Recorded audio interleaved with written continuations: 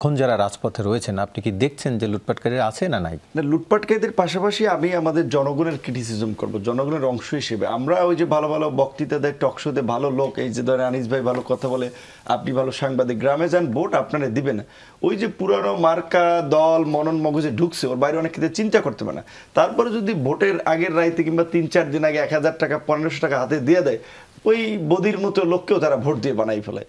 তো এই জন্য আমরা বলছিলাম যে নির্বাচন কমিশনের কিছু উদ্যোগ নেওয়া দরকার, যে এই পেশি শক্তি এবং কালো টাকার প্রভাব নির্বাচনে যেভাবে হ্রাস করা যায় এবং এই দুর্নীতিবাজ লুটেরারা যেন নির্বাচনে অংশ নিতে না পারে তার বিধান করা দরকার।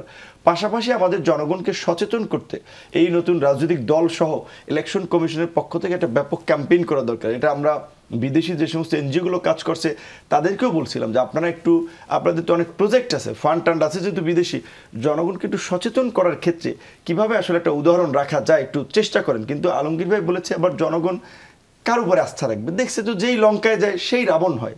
যে এই সময়ের যে ছাত্র যুবক তরুণদেরকে ঘিরে মানুষের একটা আশা আকাঙ্ক্ষা তৈরি হয়েছিল, তারা আওয়ামী লীগের এই বিএনপির পুরানো রাজনৈতিক স্টাইলের দেড়শো গাড়ি নিয়ে তাদের শোডাউন দেওয়া লাগে, বসুন্ধরা, ওরিয়ন, বেক্সিম, ওই আপনার এসালম কিংবা এরকম মাফিয়া গ্রুপের টাকা পয়সা নিয়ে ইফতার পার্টি করা লাগে, আপনার দলীয় কার্যক্রম করা লাগে।